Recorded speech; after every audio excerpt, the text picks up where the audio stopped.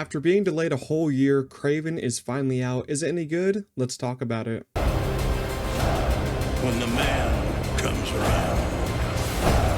When the man. So apparently a few days before seeing this movie, Kraven the Hunter, it was confirmed that this is the last Sony Spiderman Universe movie for the foreseeable future. All I can say to that is hallelujah. Thank the gods. And I shouldn't call it the Sony Spiderman Universe because these movies do not have Spider-Man in them. Let's call it the Sony Spider-Man less universe. You know, they make these movies sort of with villains, but then they make them into anti-heroes because they have to fight their own villains, but they won't, put up all the courage to put Spider-Man in their own movies.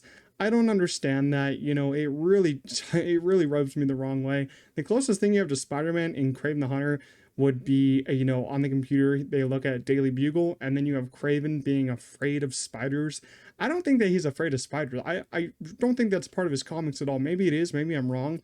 But I remember playing Spider-Man 2 on the PS5. That's a great game. And Kraven is badass in that game. He is really cool. If you want a cool Kraven, go play that game. He literally fights a Venom. He goes like one-on-one with Venom. It's a really cool game. If you don't have a PS5, just watch the cutscenes. It is great, because do not waste your money on this crap. Please do not waste your money on another Spider-Man Sony spin-off movie.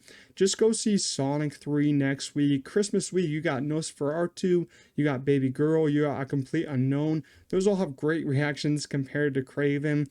And this movie will be on Netflix in like 2 months or so. So just wait till Netflix, man. Everyone has Netflix.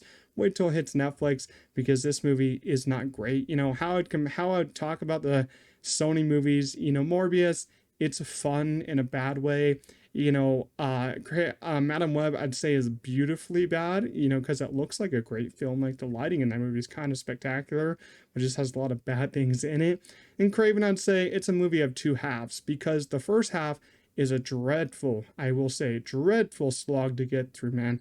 Because, they posted the first 8 minutes on YouTube, and I watched those first 8 minutes before going to the theaters, because I knew I was going to be late. And I was like, these first 8 minutes are pretty good.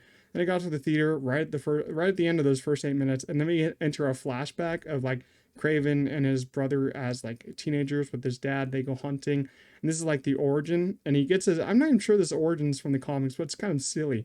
He gets his origin from like a lion mauling him almost to death.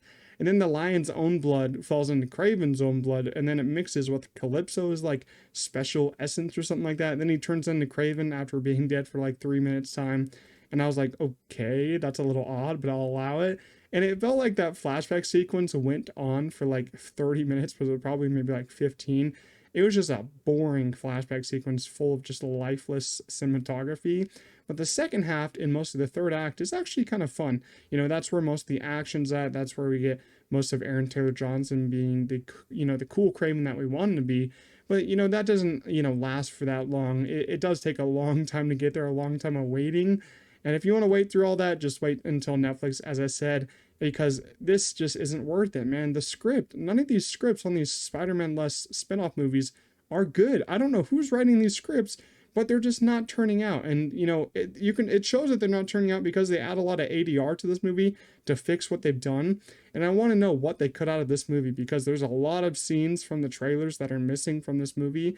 I mean, it got delayed. I don't know what they reshot, but a lot of this is basically, it's jumbled up together. It feels jumbled up together because they tried to add some stuff to fix it, but they didn't end up fixing it. I really was interested to see what that first Kraven the Hunter cut was like. Is it any worse? I don't know. Is it any better?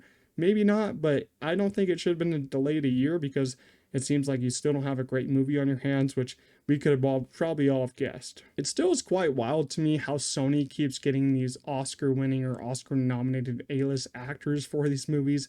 I don't know if they just see the paycheck, get paid a lot, and see the script and are like, okay, we'll just do it once and be like done with it. Because I doubt there's going to be a Sinister Six movie with all these villains.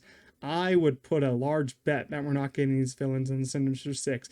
There's just no way, with all the failures and flops that these movies are, that they're going to be in, Tom Holland's universe. There's just no way. Like, you have, you have Morbius off trying to recruit these people.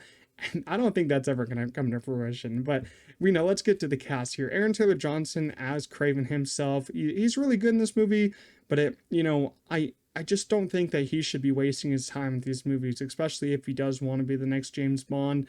he's got to be in some better movies. 28 years later looks fantastic. Hopefully that's better for him.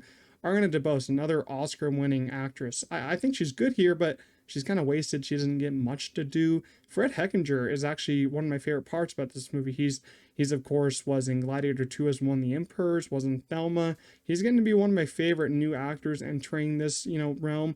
Russell Crowe felt, not needed as the dad Nikolai. I just didn't need that. A lot of those scenes just felt really boring to me. Christopher Abbott's actually in this too. Who knew? I saw him and I was like, is that Christopher Abbott? And I was like, yeah, it is Christopher Abbott. He does have some cool powers I like, but I just don't know why Christopher Abbott's in this movie. I guess for that simple paycheck. And then you also have Kraven fighting the Rhino in this movie, which who would have guessed that the Rhino, I would have wanted the Rhino in the suit coming back rather than a Rhino humanoid looking guy. I know it's from the comics, but it just doesn't look good on screen. And the Rhino actually says, I'm something of a Rhino myself. There's a lot of laughable lines in this movie. Let's just say that.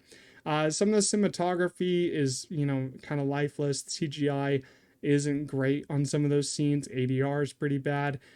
Some of the fun stuff, though, is definitely, as I said, the second half. The action's pretty good, but there's not enough of it for me to be like, oh yeah, this is an action-packed movie. It's not really packed with action. It's got a little bit of it, but I just wish I wanted more, and I wish it had more. Overall, Kraven the Hunter is the final nail in the coffin for the Sony Spiderman universe. It starts dreadfully slow, really boring, but thankfully gains some momentum and life in the second half that made it at least a fun, enjoyable ride. It's some good action, but I wanted more because it feels like we just didn't get a lot. It feels like it's meandering through its 2-hour runtime.